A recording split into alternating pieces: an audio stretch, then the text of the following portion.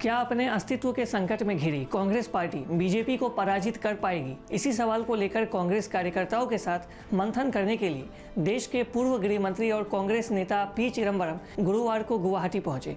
कांग्रेस नेता पी चिदम्बरम ने इस दौरान कहा कि अगर गैर भाजपा राजनीतिक दल भाजपा को हराने के लिए गंभीर है तो उन्हें एक साथ आना चाहिए। All that I would like to reiterate and emphasize is, if you wish to defeat the BJP, either in a state election or in a national election, the non-BJP parties must come together. Guwahati में एक press conference को संबोधित करते हुए P Chidambaram ने कहा कि यदि आप राज्य के चुनाव में या राष्ट्रीय चुनाव में भाजपा को हराना चाहते हैं तो गैर भाजपा दलों को एक साथ आना ही होगा। उन्होंने आगे कहा कि अगर कोई गैर भाजपा मोर्चे में शामिल होने के लिए तैयार नहीं है तो उस पार्टी की भाजपा के विरोध में गंभीरता पर सवाल उठानी चाहिए। यदि आप भाजपा का विरोध करने के लिए गंभीर हैं तो आपको एक छत्र के नीचे आना ही होगा। पूर्वोत्तर में राजनीति के बारे में बात करते हुए कांग्रेस नेता पी चिदम्बरम ने कहा कि एक समय था जब किसी भी राज्य या किसी अन्य दल ने कांग्रेस को स्वीकार नहीं किया था, लेकिन पूर्वोत्तर में समस्या ये है कि कोई स्थायी वैचारिक प्रतिबद्धता नहीं है और क्षेत्रीय दल अक्सर अपनी स्थिति को बदलते हैं और ये दुर्भाग्यपूर्ण है। Lasting ideological commitments.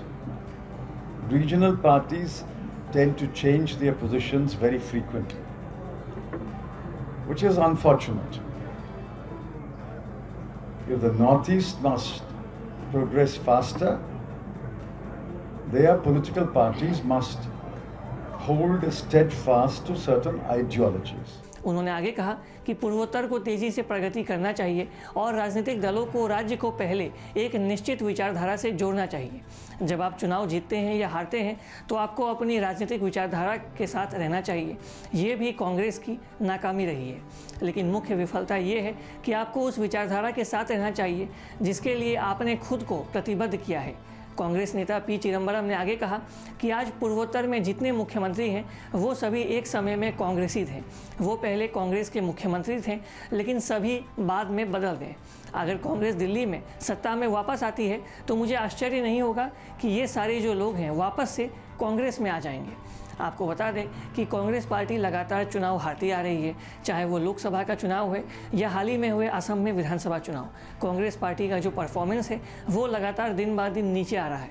अब इसी को लेकर पार्टी लीडरशिप में इसको लेकर मंथन किया जा रहा है कि आखिरकार कैसे भारतीय जनता पार्टी के सामने कांग्रेस पार्टी एक चुनौती बनकर उभरे। और इसी को लेकर पी चिदम्बरम गुवाहाटी पहुंचे थे, जहां उन्होंने कांग्रेस पार्टी के कार्यकर्ताओं को कुछ मंत्र दिए ताकि वो भारतीय जनता पार्टी को आने वाले चुनाव में चुनौती दे सके। Today, look at the number of chief ministers in the Northeast who are congressmen, who are Congress chief ministers. They've all switched over. Now, I won't be surprised if the Congress comes back to power in Delhi, they will switch back to the Congress.